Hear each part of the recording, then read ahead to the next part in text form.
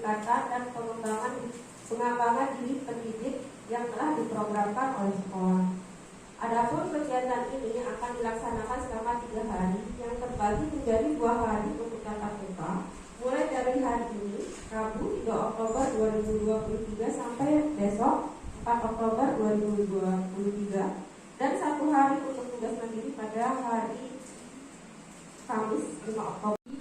Seperti yang disampaikan oleh Ibu Ketua, 2 hari kita pakai untuk bertatap muka, 1 hari untuk tugas mandiri, dan sumber pembiayaannya itu dari dana BOS reguler. Nah, yang berikutnya harapan saya kegiatan-kegiatan yang akan kita laksanakan itu bisa bermanfaat untuk anak-anak kita, karena memang sasaran kita adalah anak-anak kita yang memang setiap tahun selalu ada kategori yang sama. Bapak Ibu ketahui, murid kami sampai hari ini 76 tidak polis ya Pak Mudir ya, 76 tidak polis, dan terdiri dari 12 anak autis, jadi cukup banyak anak autis ini. Jadi memang butuh sekali yang namanya peningkatan untuk menangani siswa autis. Sedikit saya bercerita, saya punya pengalaman 1 jam Pak Rudi, 1 jam bersama anak autis di sana, berkali dalam hati saya. 1 jam bersama autis rasanya seperti 1 tahun. Ini pengalaman pertama saya. Karakternya akan sama kebiasaan, dan menurut saya akan sama penanganan. Ternyata di luar dugaan saya Pak, saya sampai terduduk diam menghadapi 2, bukan lagi 12, 2 anak autis. Karena memang saat itu kebetulan gurunya berhalangan hadir, saya dengan sedikit percaya diri mengatakan pada waktu saya, Bu, biar saya menangani semuanya. Bayangkan saja Pak, kalau semuanya yang saya tangani itu 6 orang, itu mungkin saya terduduk 1 tahun Pak. Tapi karena hanya 2 orang, saya luar biasa apresiasi saya untuk Bapak Ibu guru yang memang mengabdi di sekolah luar biasa ini Pak. Kasih 2 jam rasanya 1 tahun. Apalagi teman-teman yang bertahun-tahun setiap hari menghadapi anak-anak yang luar biasa seperti itu. Mungkin Pak Kasih ini juga perlu mencoba Pak. Mungkin mencoba sekali waktu biar tahu bahwa ternyata ada anak-anak istimewa kita yang memang butuh sentuhan kita. Banyak-banyak bersyukur.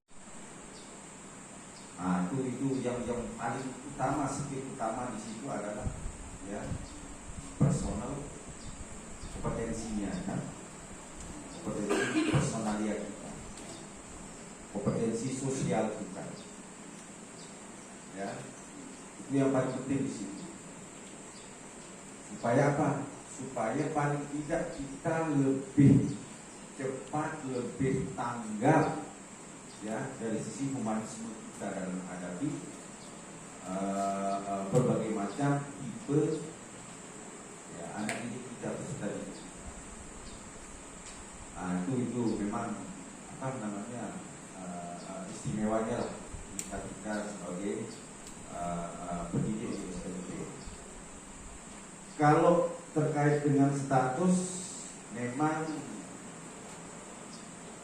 ya terus terang saja memang ketika background pendidikan pendidik itu tidak linear, memang susah. Tetapi untuk menjadi yang linear juga lebih susah juga.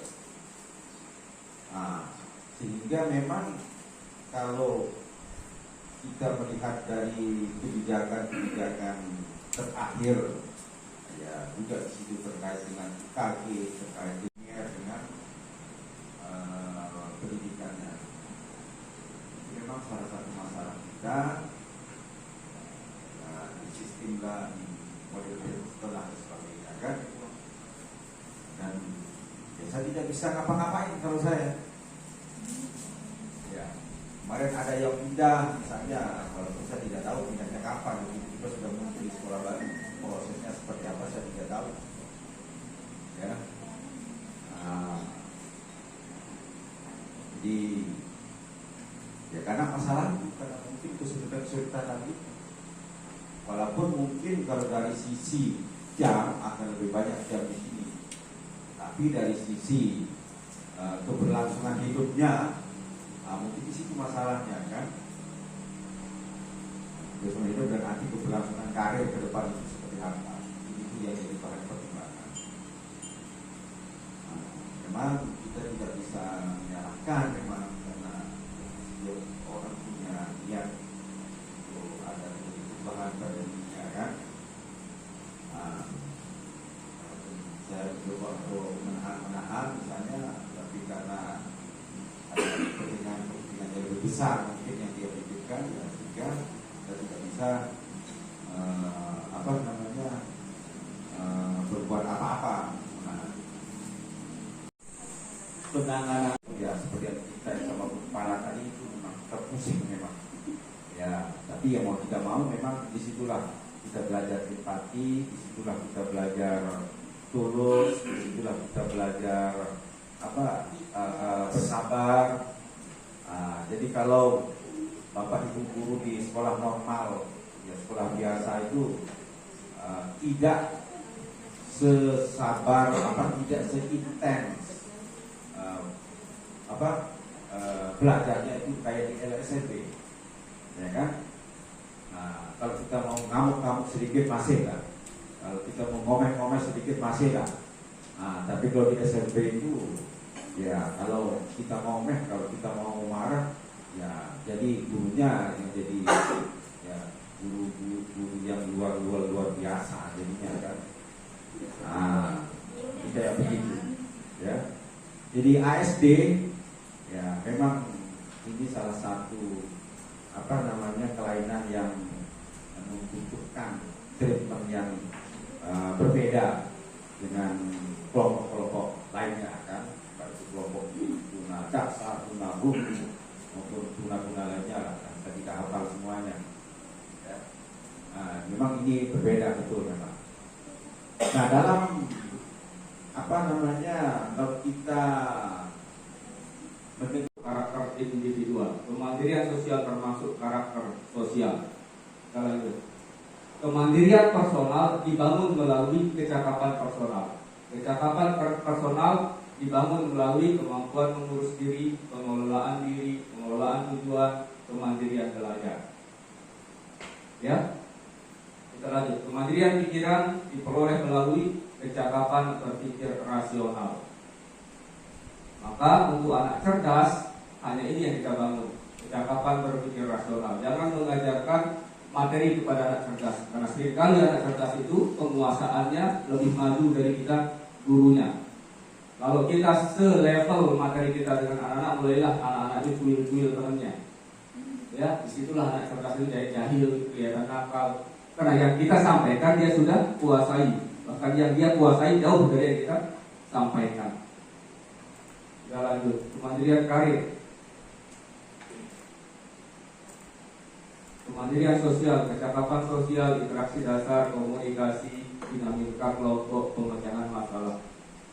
Kalau BK melaksanakan program-program ini, maka BK pertama tidak akan menjadi polisi sekolah.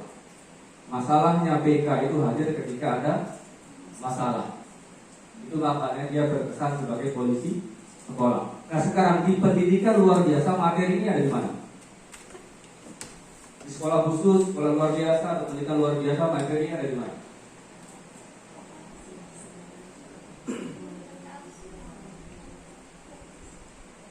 Biasa. Ya, jadi seringkali ada perdebatan perlukah BK di pendidikan luar biasa. Di TK, SD dan SLB tidak perlu karena guru kelas sudah harus mampu mengajarkan ini juga, membangun kemampuan ini. Kita lanjut Bapak Ibu sekalian.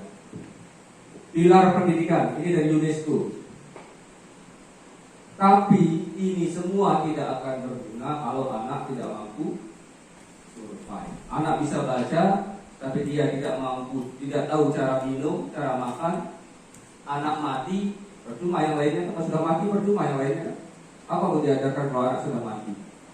Maka yang harus diajarkan adalah bagaimana anak menjadi mandiri dan mampu hidup. Itu katanya Bu Kepala tadi. Jadi bagaimana anak bisa mandiri, bisa hidup sendiri, itu yang harus dibangun. Baru yang lainnya didudukkan sebagai bonus. Baik, lanjut. Bapak Ibu sekalian, teori belajar itu hanya ada dua. Teori behavioris dan teori konstruktivis. Ada yang menambahkan? Oh, ada 3, Pak. Teori belajar itu cara kita belajar, cara kita mempelajari sesuatu, itu teori belajar. Di IKF, gue ada tambahan teori belajar lain? IKF berbasisnya konstruktivis. Konstruktivis, berarti kan duduk ke teori belajar konstruktivis. Berarti tidak ada tambahan teori belajar yang lain gitu. Baik. Sampai sekarang saya meyakini hanya ada 2 ini. Karena hanya ada 2 teori belajar, maka pendekatan pembelajaran hanya ada 2. Karena pendekatan pembelajaran bagaimana kita mengelola proses pembelajaran, itu pendekatan pembelajaran. Dan pendekatan pembelajaran adalah turunan dari teori belajar. Oleh karena itu pendekatan pembelajaran dalam pemahaman saya hanya ada 2. Karena teori belajar hanya ada 2. Ada yang menyebut yang lain. Kesimpulannya berdasarkan fungsi-fungsi kognisinya. Humanistik pun menyatakan begitu. Berarti kognitivistik dan humanistik itu termasuk pendekatan pembelajaran konstruktivis. Kalau Ibu sekalian menyebut ABK, isinya harus meliputi 2 komponen. Ya, kalau menyebut salah satu, sebut saja disabilitas, atau anak ketunaan. Sekarang ada yang mengkritisi istilah ketunaan dengan hambatan. Di kementerian juga gitu tuh. Kalau saya mengkritisi kementerian selama saya struktur guru pembelajar itu sama saja saya bilang. Tuna itu dari bahasa Sanskerta. Artinya hambatan, artinya ketidakmampuan. Tunanetra, hambatan penglihatan. Tunarungu, sejawa. Ya semuanya dari bahasa Sanskerta, bahasa Jawa. Rungu, tidak rungu. Tuna dasar tidak rungu. Hambatan, pendengaran, sama saja. Hanya saja ketika kita menggunakan istilah hambatan pendengaran, orang langsung paham. Tunarungu orang nanya dulu, apa tunarungu? Jadi kalau orang kita pakai hambatan pendengaran, orang langsung paham. Konsep orang tuh harus langsung nyambung. Baik, di situ ya. Kenapa saya juga saya menyatakan tadi itu seperti tadi itu bahwa ketika kita menyebut ABK tapi isinya hanya sebagian itu salah. Di cover tulisan misal ABK, tapi di dalamnya hanya membahas disabilitas, maka penggunaan istilah ABK itu menjadi salah. Dasar hukumnya juga ada. Ada dulu kita kenal bidang kita itu bidang PK dan LK, ya. Sekarang itu dipisah, karena mulai dikritisi. Sejak saya kuliah sejak 2012 itu dikritisi. Mungkin baru nyambung ke kementerian tahun-tahun ini. Bahwa bidang PK di bidang layanan khusus atau LK itu basisnya ada atas, oke? Maka tidak ada baju dengan tangan panjang, adanya dengan panjang dengan pendek. Maka ketika Bapak Ibu sekalian menemukan anak itu masih menulisnya, kekuatan menulisnya itu dari lengannya, baik itu lengan bawah, lengan atas, maka akan kita temui tekanan yang besar. Periksanya dari balik kertas itu, maka sampai bolong, ya. Kalau kekuatannya masih di sini, maka ketika kekuatan yang masihnya di sini, asesmen kinestetiknya, maka belum bisa anak itu diajarkan materi menulis. Yang harus diajarkan adalah kontrol sumber kekuatan. Maka tugas-tugas perkembangan di area perkembangan kinestetik itu harus dirujuk lagi. Harus diasesmen lagi si anak ini berada di tahap tugas-tugas perkembangan yang mana, kemudian di atas temuannya itu apa, nanti kita akan simulasikan, ya. Bahasanya bahasa Jawa, misalnya kalau di Jawa maka materi membacanya adalah materi bahasa Jawa, tapi tulisannya tetap tulisan ABC itu apa namanya? Alfabet apa namanya? Ada alfabet Arab, Latin. Alfabetnya Latin, tapi konteks yang dibaca adalah bahasa Jawa. Kalau di sini ya bahasa Sasak kayak gunung. Ya ibu ganti ina, ya bapak ya ganti bapak. Paling gampang itu nama anak itu sendiri. Karena anak paling sering mendengar menyebut namanya sendiri. Maka materi membaca harus mulai dari ibu. Nah, itu bedanya kalau kita menguasai tahap-tahap perkembangan, kemudian pembelajaran akademik.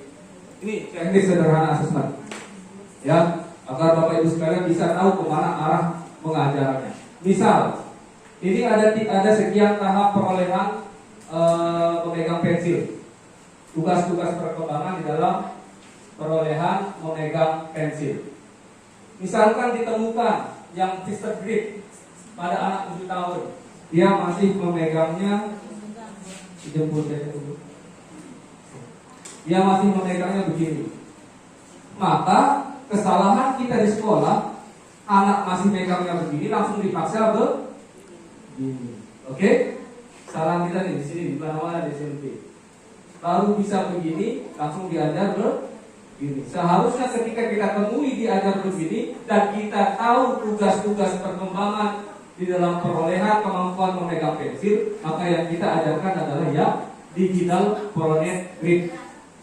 Oke, ketika baru ketemu ini, bagaimana cara asesmennya? Ketika di PPDB, kasih dia pensil, kasih dia kertas.